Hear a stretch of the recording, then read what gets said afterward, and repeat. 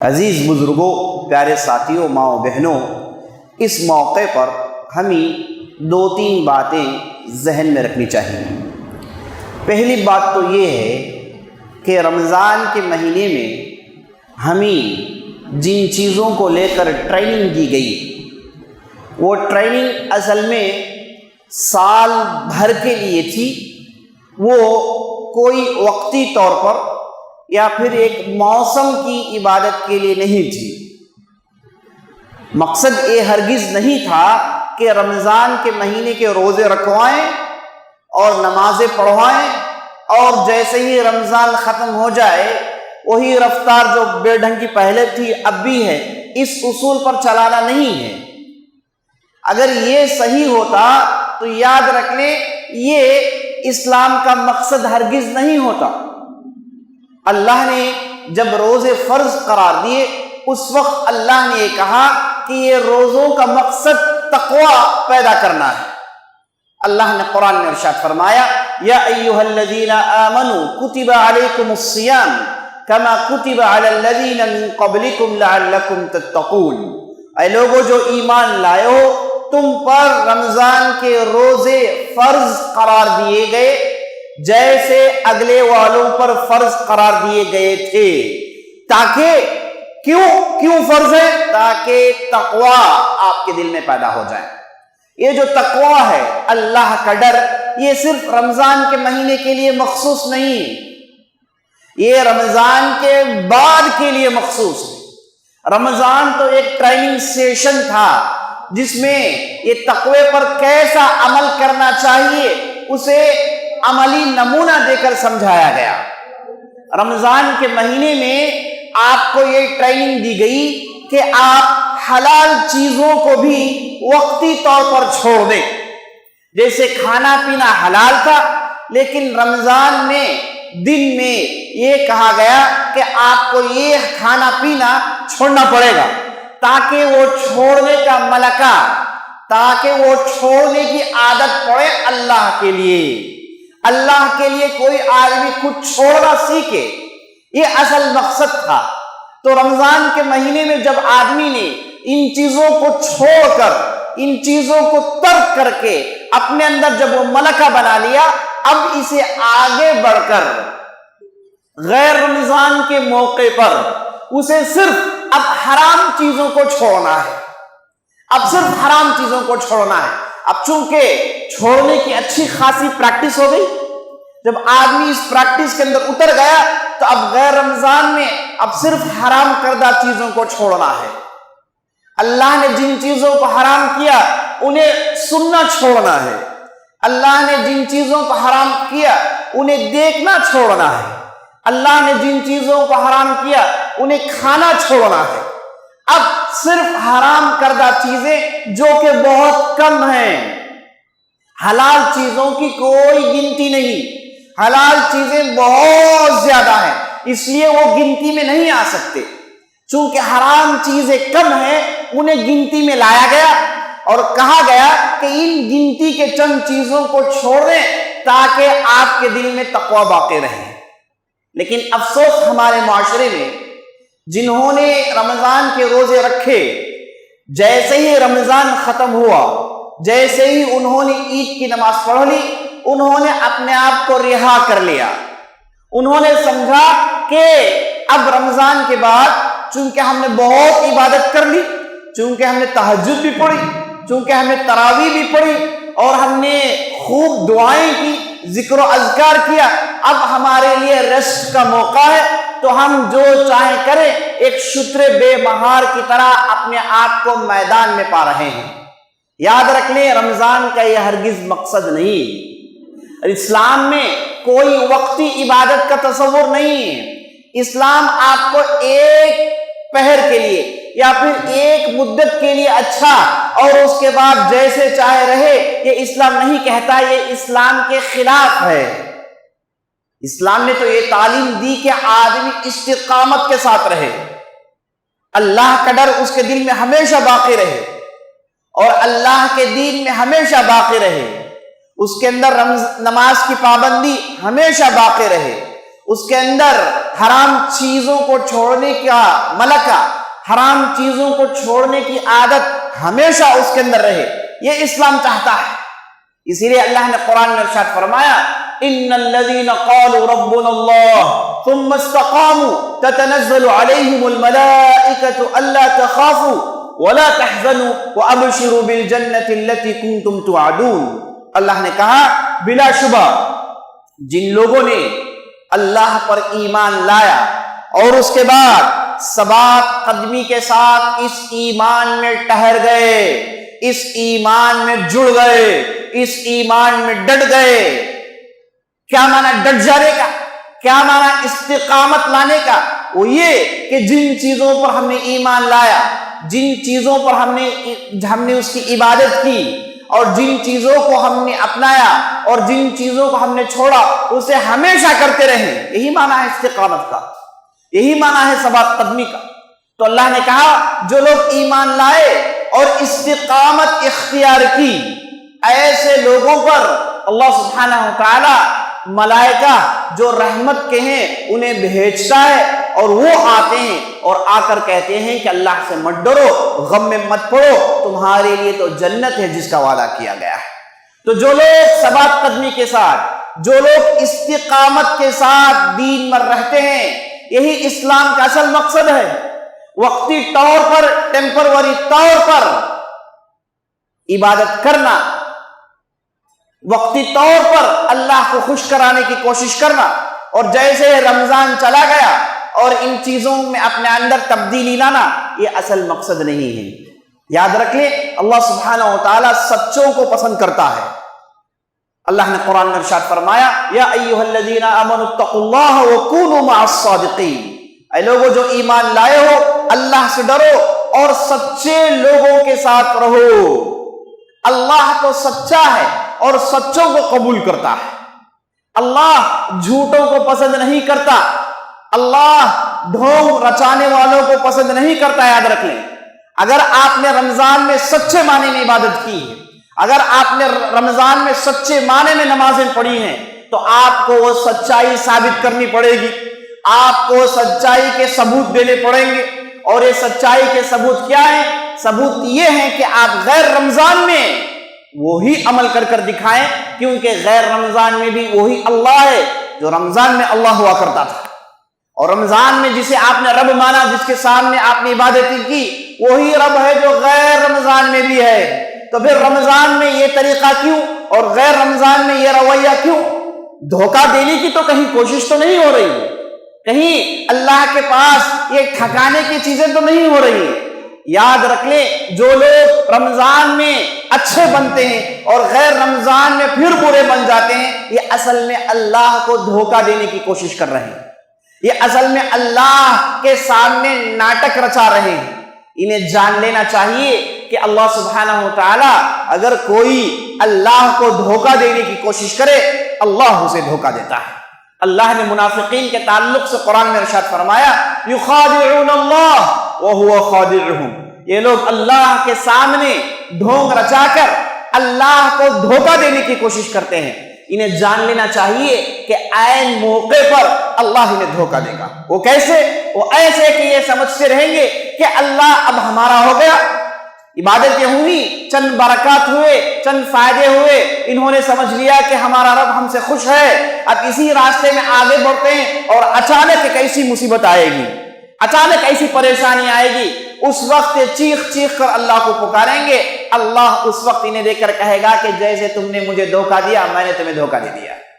یاد رکھ لیں اللہ کو دھوکہ دینے کی کوشش ہرگز نہیں ہونی چاہیے۔ اللہ سچوں کو پسند کرتا ہے، سچے دلوں کو دیکھتا ہے، برے دلوں کو نہیں دیکھتا۔ اس لیے جس طریقے سے ہم نے رمضان میں عبادت کی اسی طریقے کو باقی رکھنا ہے، اسی چیزوں کو آگے بڑھانا ہے۔ رمضان میں جو سیکھا ہے اسی کو آگے بڑھا کر اسی پر عمل کرنا ہے۔ یاد رکھ لیں اللہ نے قرآن میں جا بجا جن لوگوں نے راستوں کو بدل لیا، جن لوگوں نے اپنے طریقے کو بدل لیا، انہیں لے کر خوب ڈانٹا ہے۔ اللہ نے ایک جگہ ارشاد فرمایا وَمَنْ أَعْرَضَ عَنْ ذِكْرِي فَإِنَّ لَهُ مَعِيشَةً ضَنْكًا وَنَحْشُرُهُ يَوْمَ الْقِيَامَةِ أَعْمَى قال رب لما حشرتني اعمى وقد كنت بصيرا قال كذلك اتتك آیاتی فنسیتها وكذلك اليوم تنسى. ہوگا یہ کہ بعض لوگ جو اللہ کا ذکر کرنے کے بعد اللہ کے ذکر سے اعراض کر گئے، اللہ کو یاد کیا، اس کے بعد اللہ کو بھلا دیا، اللہ کے یہاں نیک رہے، بعد میں بدکار بن گئے، اللہ سے ڈرتے رہے، بعد میں اللہ کا ڈر چلا گیا. تو اللہ کہتا ہے کہ ایسے لوگوں کے لیے زمین میں زندگی بڑی تنگ ہو جاتی ہے، بڑی تنگ ہو جاتی ہے. اور اس کے بعد جب یہ قیامت کے دن اللہ کے پاس پیش کیے جائیں گے تو اندھے بنا کر پیش کیے جائیں گے، ان کی یہاں بینائی نہیں ہوگی، اور یہ چیخ کر کہیں گے کہ اے اللہ تو نے مجھے نابینا کیوں اٹھا کیا؟ میں تو زمین میں دیکھا کرتا تھا، میری تو زمین میں آنکھیں ہوا کرتی تھی، آج تو نے مجھے کیوں اندھا کر دیا؟ اللہ جواب میں کہے گا کہ اسی طریقے سے تیرے سامنے ہماری نشانیاں آتی رہی، بار بار ہماری نشانیاں آتی رہی، تو نے ان نشانیوں کو دیکھا، کبھی مانا کبھی جھٹلایا، تیرا راستہ ڈاؤن ڈول تھا، اس لیے ہم نے تجھے آج بھلا دیا جیسے تم نے مجھے زمین میں بھلا دیا تھا. اللہ کو یاد کرنے کے بعد اللہ کو بھلا دینا یہ بڑا ہی گھناوی غلطی ہے. اللہ کو جاننے کے بعد، اللہ کو پہچاننے کے بعد اللہ کو پیٹ کے پیچھے ڈالنا یہ بہت بڑی غلطی ہے. تو جن لوگوں نے رمضان میں اللہ سے ڈر اختیار کی، تقوی اپنایا، اگر انہوں نے اللہ کو رمضان کے بعد بھلا دیا تو یاد رکھ لے انتہائی بدترین عذابیں آئیں گی. کیونکہ کوشش یہاں اللہ کو دھوکہ دینے کی ہو رہی ہے. یاد رکھ لیں اللہ کو دھوکہ نہیں دیا جا سکتا. اللہ ایسے لوگوں کو منافق مانتا ہے، اور منافقین کے لیے بڑی ہی بدتر عذاب ہے. اور اللہ نے قرآن میں ایک دوسری جگہ ایک ایسے آدمی کا ذکر کیا جس پر اللہ کی بہت ساری نعمتیں نچھاور ہوئی، اور وہ بھی اللہ کے ہاں نیک ہوا کرتا تھا، لیکن اچانک اس نے کفر کر دیا، اچانک اس نے اللہ کے ذکر سے اعراض کیا، تو اللہ نے اس کی مثال کتوں سے جوڑ دی. اللہ نے قرآن میں ارشاد فرمایا وَاتْلُ عَلَيْهِمْ نَبَأَ الَّذِي آتَيْنَاهُ آيَاتِنَا فانسلخ منها فأتبعه الشيطان فكان من الغاوين ولو شئناه لرفعناه بها ولكنه أخلد إلى الأرض واتبع هواه فمثله كمثل الكلب إن تحمل عليه يلهث أو تتركه يلهث ذلك مثل القوم الذين كذبوا بآياتنا فاقصص القصص لعلهم يتفكرون. اللہ نے قرآن میں ارشاد فرمایا کہ ایک آدمی موسیٰ علیہ السلام کے زمانے میں ہوا کرتا تھا جس کا نام تھا ابن بعورہ، مختلف نام آئے.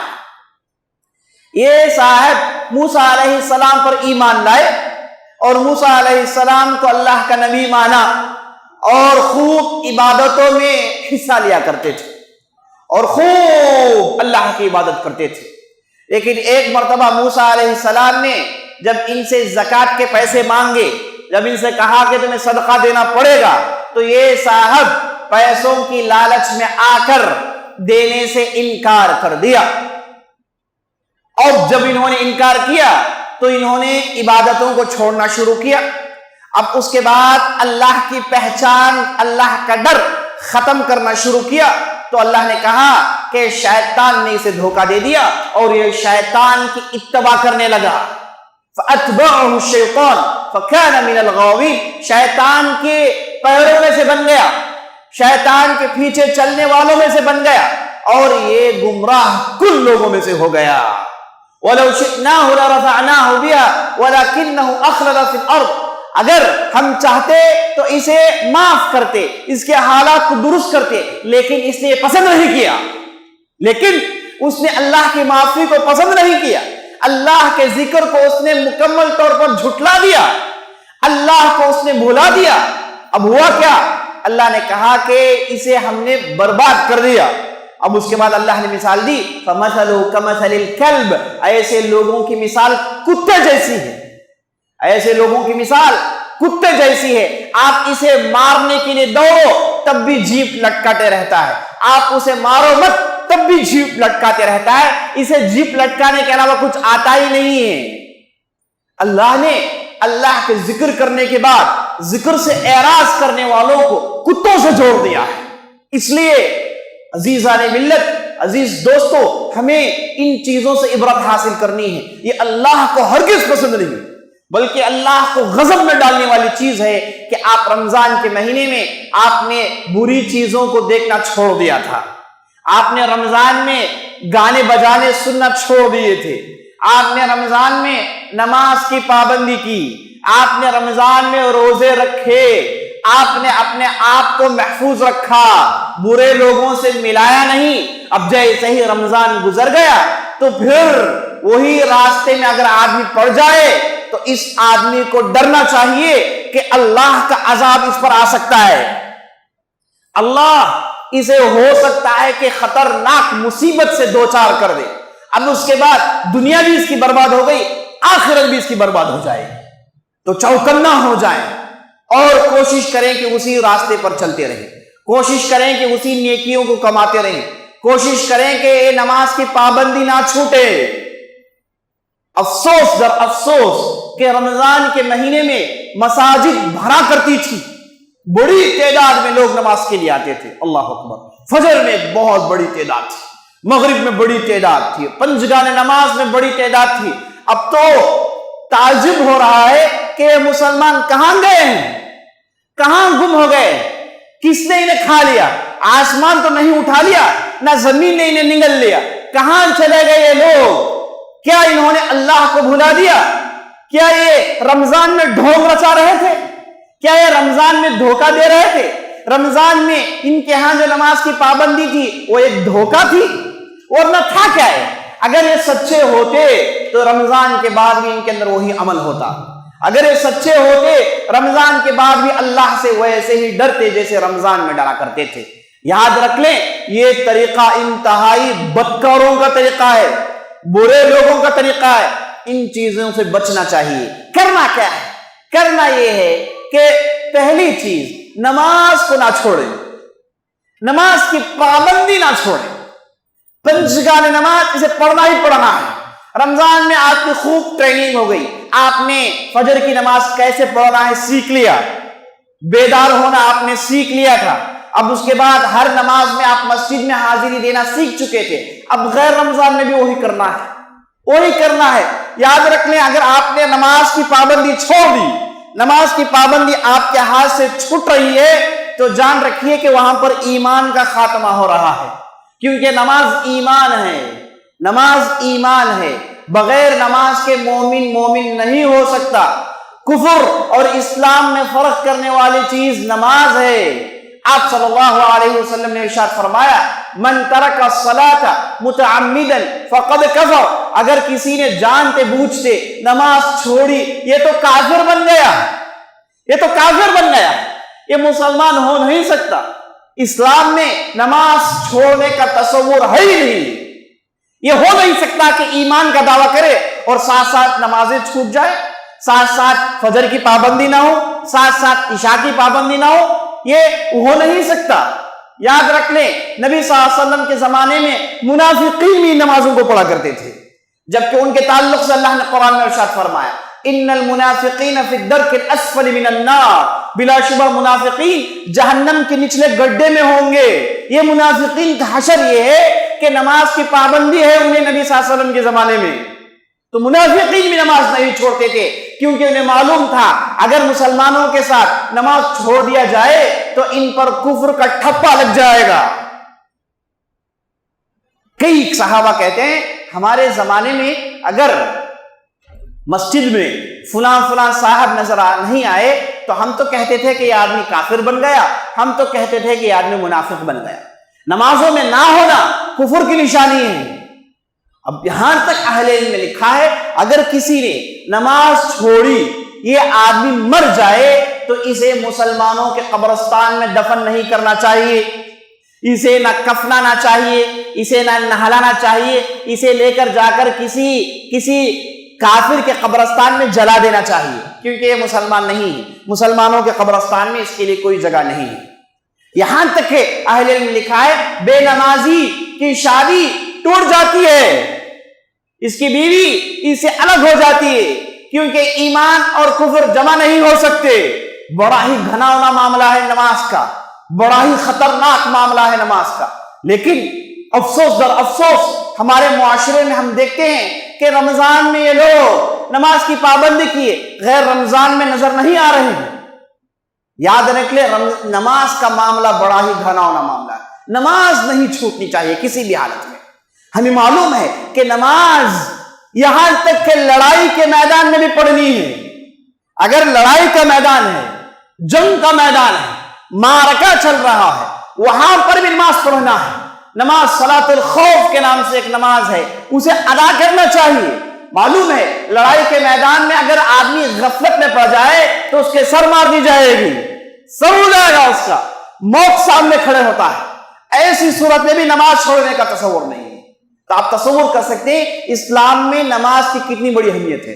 اگر آدمی نماز کھڑ کر نہیں پڑھ سکتا، اسلام کہتا ہے کہ بیٹھ کر پڑھیں. اگر بیٹھ کر نہیں پڑھ سکتا، اسلام کہتا ہے کہ لیٹ کر پڑھیں.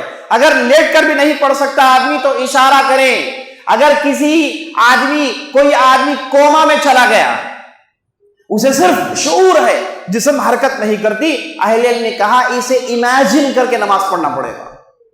اسے نماز سوچ کر پڑھنا پڑے گا کہ وہ قیام کر رہا ہے، کہ وہ رکوع کر رہا ہے، کہ وہ سجدہ کر رہا ہے. میری نماز اب ختم ہو گئی، یہ سوچنا پڑے گا اسے. نماز چھوڑنے کا تصور ہے ہی نہیں اسلام. جب تک آدمی کے دماغ میں عقل باقی ہے اسے نماز پڑھنا ہی پڑھنا ہے. نماز چھوڑنے کا تصور ہرگز نہیں ہے. افسوس ہمارے معاشرے میں نماز چھوڑنا ایک بالکل آسان چیز ہے. میں آپ کو ایک بہت بڑے مورخ کی بات بتا دوں. وہ ایک اپنی کتاب میں لکھتے ہیں، وہ اندلس کے رہنے والے تھے. وہ لکھتے ہیں کہ بعض اہل علم نے کہا کہ نماز چھوڑنے والا کافر ہو جاتا ہے. وہ کہتے ہیں کہ اس آدمی کو کافر کہنے کی کیا ضرورت ہے، ایسے تو مسلمان ہے ہی نہیں. دیکھیں ایسے تو مسلمان، نماز چھوڑنے والے مسلمان تو ہے ہی نہیں، میں نے تو کبھی ان لوگوں کو دیکھا ہی نہیں. یعنی ان کے زمانے میں مسلمان نماز نہیں چھوڑتے. اگر وہ اب پیدا ہو جائے تو پتہ نہیں کیا فتویٰ دیں گے. نماز چھوڑنا، اللہ اکبر، یہ بہت ہی آسان ہو گیا ہے. آسان ہو گیا. ہم نے نماز کو بالکل آخری میں رکھا، اللہ نے ہم نے بالکل آخری میں رکھا ہے. جو لوگ نماز کے لیے اہمیت دیتے ہیں اللہ انہیں اہمیت دیتا ہے. جو لوگ نماز کے لیے ایک نماز کے بعد دوسرے نماز کا انتظار کرتے ہیں انہیں جہاد کا مرتبہ ملتا ہے، مجاہد کا مرتبہ ملتا ہے. جیسے اسلامی حدود میں کوئی آدمی رک کر اسلامی حدود کی حفاظت کرتا ہے تو اسے مرابط کہا جاتا ہے، جو مجاہدین میں اس کا بڑا درجہ ہوتا ہے.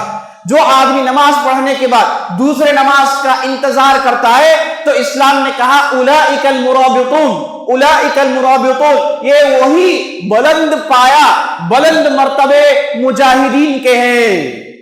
اسلام نے یہ کہا. تو یاد رکھ لے رمضان میں ہم نے نماز پڑھنا سیکھا ہے.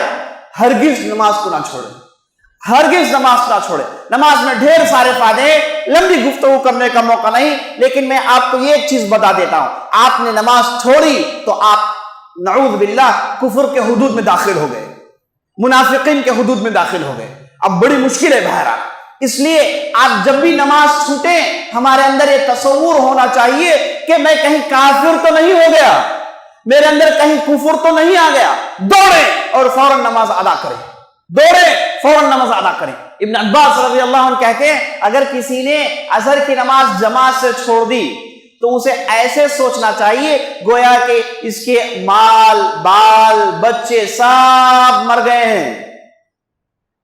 ایسے موقع پر اسے جتنا غم ہوتا ہے اتنا غم ہونا چاہیے اگر کسی نے عصر کی نماز جماعت سے چھوڑ دی. اگر کسی کے بال بچے چلے گئے، گھر جل گیا، دولت لوٹ گئی، تو آدمی کو جتنا غم ہونا چاہیے اس سے زیادہ غم ہونا چاہیے. یہ اللہ کے رسول کے صحابی ابن عباس رضی اللہ عنہ ارشاد فرماتے ہیں. عزیز ساتھیو، نماز کا معاملہ بڑا ہی اہم معاملہ ہے. رمضان میں ہم نے اس چیز کو سیکھا ہے. اگر آپ یہ چیک کرنا چاہتے ہیں کہ آپ نے رمضان میں سچے معنی میں اللہ کی عبادت کی تو آپ دیکھیں گے غیر رمضان میں آپ کے پاس نماز کی پابندی ہے، آپ نماز کو لے کر بڑے سیریس ہیں، تو جان رکھیں کہ الحمدللہ رمضان کی میری عبادت اللہ نے قبول کر لی. اگر کسی کے دل میں ایسا ہے کہ بھئی رمضان آئے تو اچھے بن جائیں گے، غیر رمضان میں پابندی وابندی کچھ نہیں، تو جان رکھیں اس کے رمضان کی محنتیں بیکار ہیں، اس کے لیے عید کی کوئی خوشیاں نہیں، یہ ڈھونگ رچا رہا ہے، اس کی اللہ کی نظر میں کوئی اہمیت نہیں۔